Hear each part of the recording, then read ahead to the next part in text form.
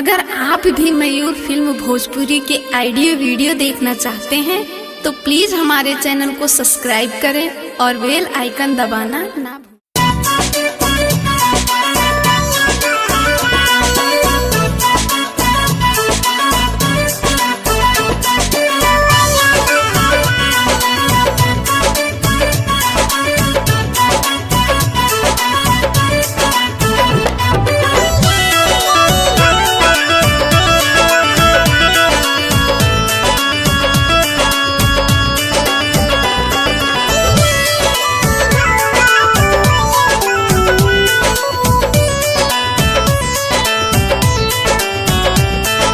बलिया देवरिया से बच के आयु चाल चलत झमकौआ तू अइहा बहराइश।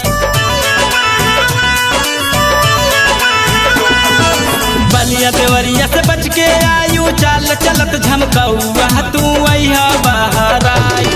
बिगाड़ देई भौआ तू अइहा बहराइश। बिगाड़ देई भौआ तू अइहा बहराइश। बलिया देवरिया से बच के आयु चाल चलत झमकौआ तू अइहा बहराइच।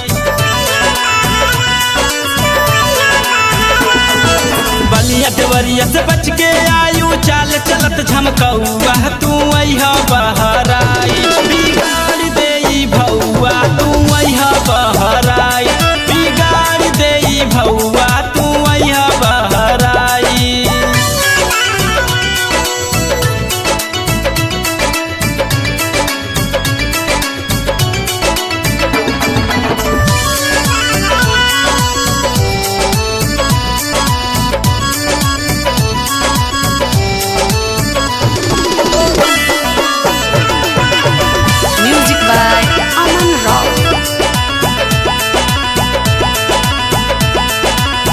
मस्किनवा मनकापुरी और गोंडा भी हैरान हो गए। कहाँ से आयु माल कहे सब लौंडे भी परेशान हो गए।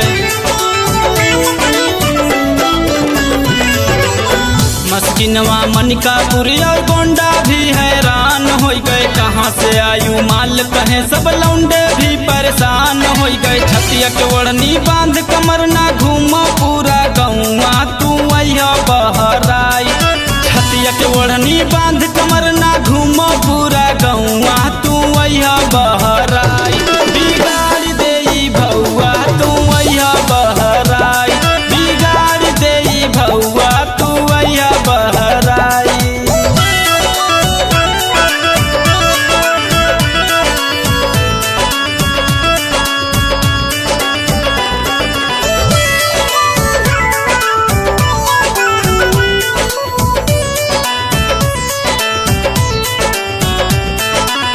चिलवरिया जरवल कस्बा कैसरगंज बाजार घूमे। ना जायू बौड़ी वहाँ के बुढ़वो भी बौरान झूमे।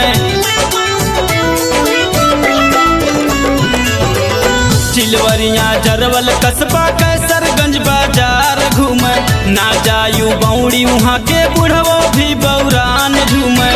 मीठी ना बात करो सब माल कहे चपकौआ तू अइहा बहराइच। मीठी मीठी ना बात करो सब माल कहे चपकौआ तू अइहा बहराइच। बिगाड़ देई भौआ तू अइहा बहराइच। बिगाड़ देई भौआ तू अइहा बहराइच।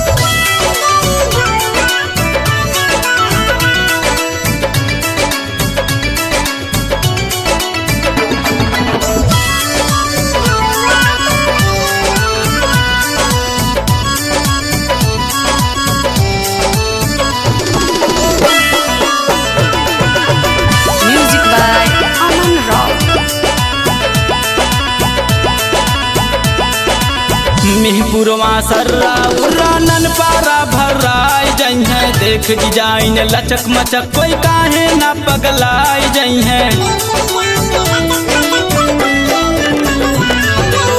मिहपुरवा सर्रा उर्रानन पारा भर्राई जई है। देख डिजाइन लचक मचक कोई काहे ना पगलाई जई है। ऋषिया मटेरा छोड़ छाड़ के चाल चलो लचकौआ तू अइहा बहराइच। ऋषिया मटेरा छोड़ छाड़ के चाल चलो लचकौआ तू बहा